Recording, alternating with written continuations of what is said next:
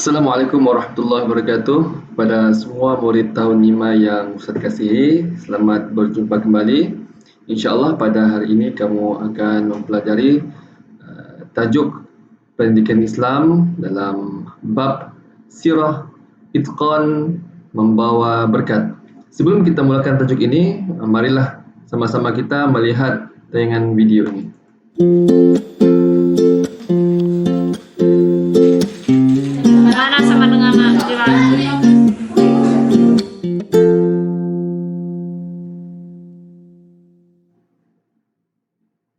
Whoa.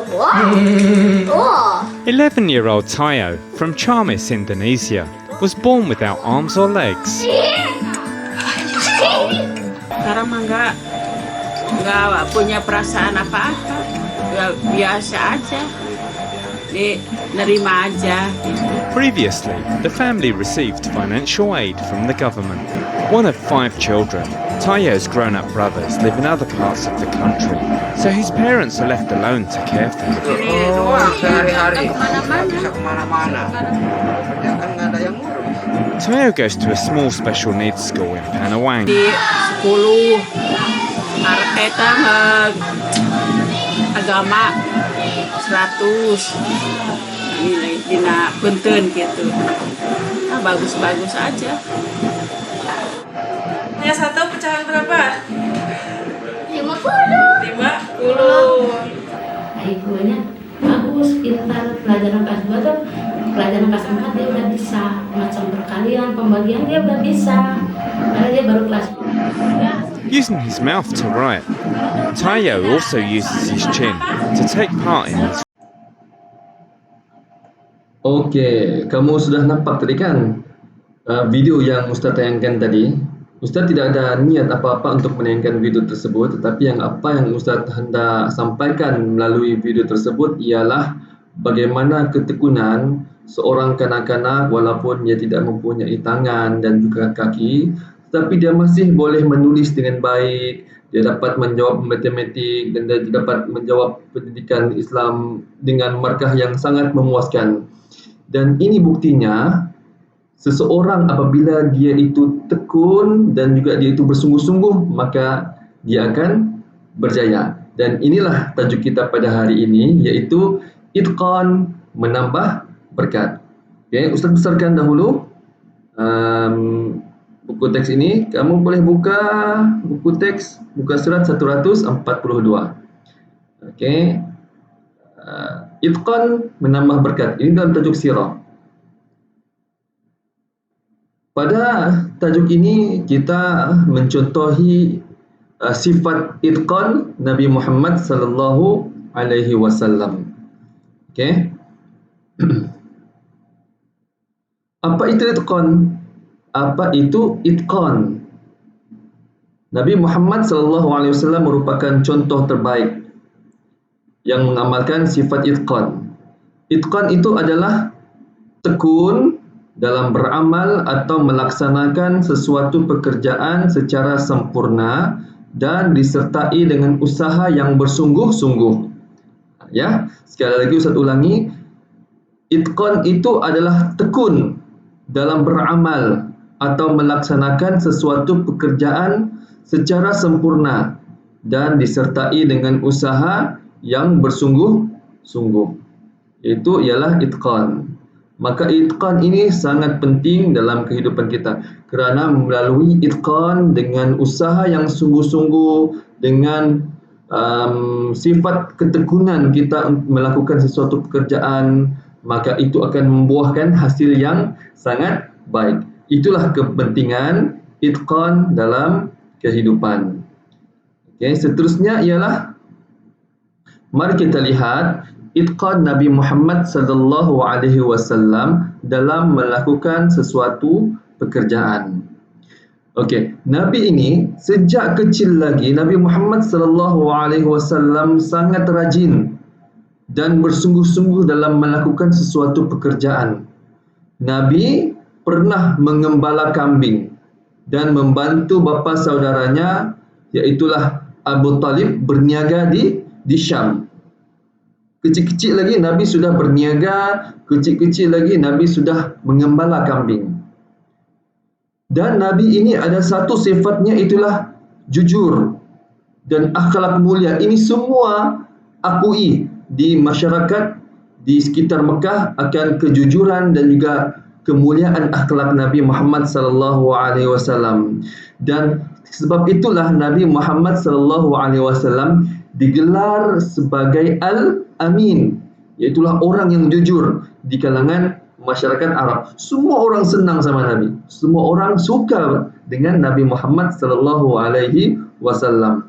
Dia seorang anak yang hebat pada ketika itu. Sehinggalah seorang hartawan yang bernama Khadijah binti Khuwailid. Pernah dengar kan Khadijah binti Khuwailid?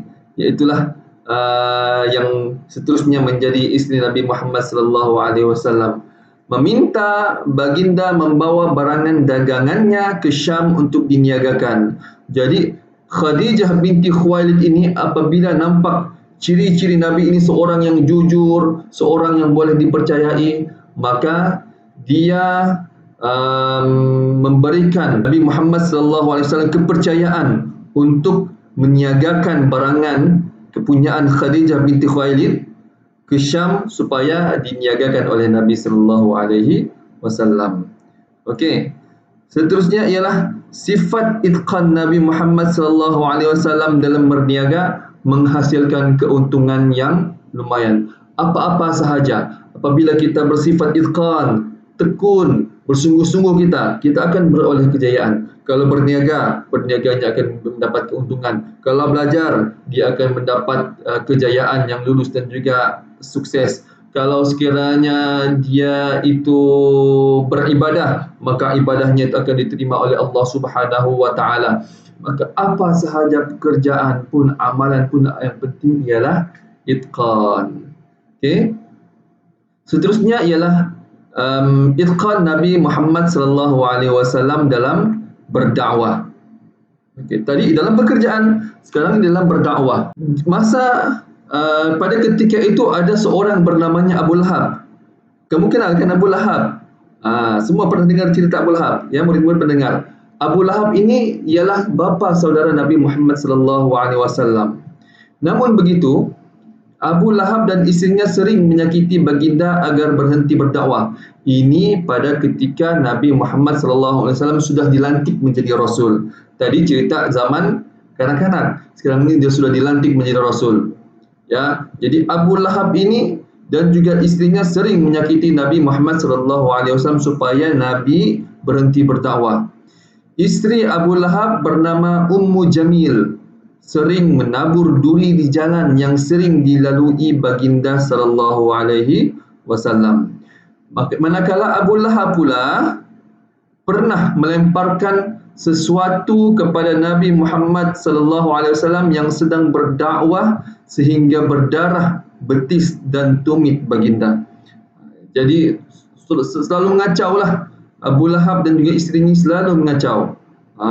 Kerana itu ada satu surah khas dalam Al-Quran berkenaan dengan Abu Lahab ini, yang mana dorang ini dan juga isterinya sudah Allah janjikan siksaan. Okey.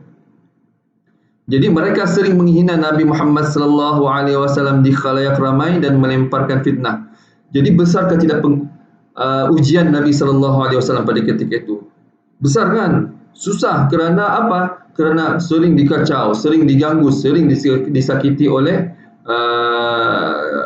orang-orang di sekitar Mekah yang tidak suka kepada Nabi Muhammad SAW dalam menyebarkan dakwah Islam. Namun begitu, segala usaha menyekat dakwah Nabi Muhammad SAW adalah sia-sia.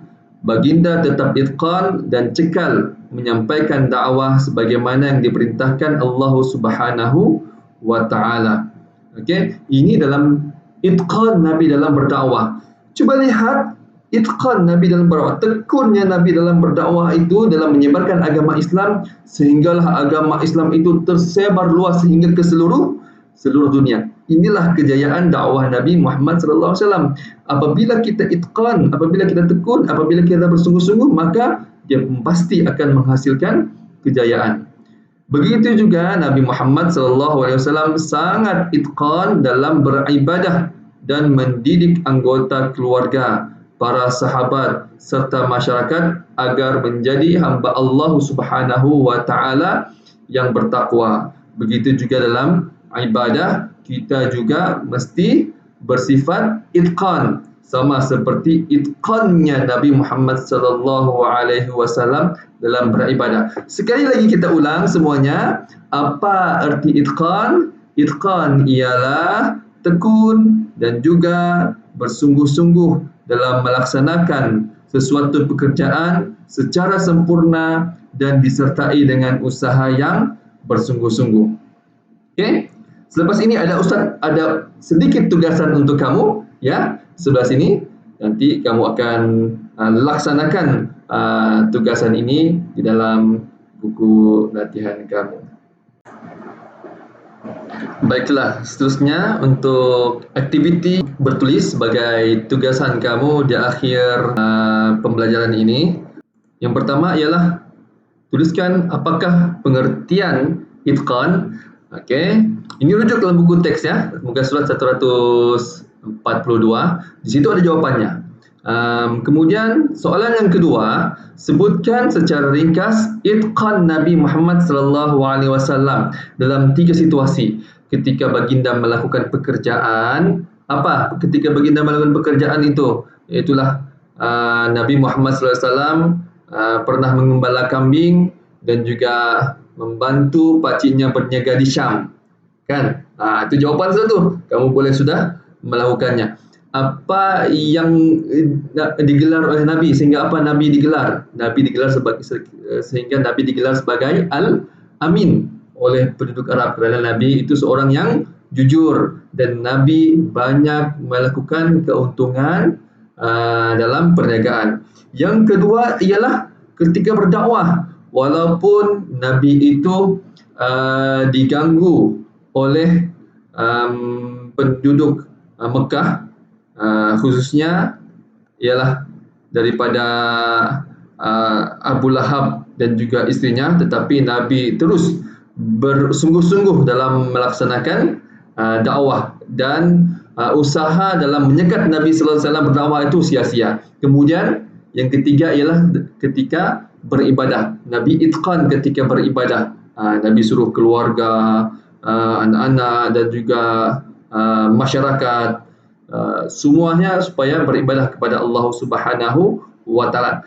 Daripada baginda dilantik menjadi rasul sehinggalah Nabi wafat, Nabi terus-menerus menyuruh untuk supaya melaksanakan ibadah. Ya. Untuk lebih tepatnya, kamu rujuk jawapan-jawapan ini di dalam buku teks secara ringkas sahaja. Jangan sampai satu muka surat itu kamu tulis, tidak. Ya, okey, sekian. Itu saja. Terima kasih. Assalamualaikum warahmatullahi wabarakatuh. Bye.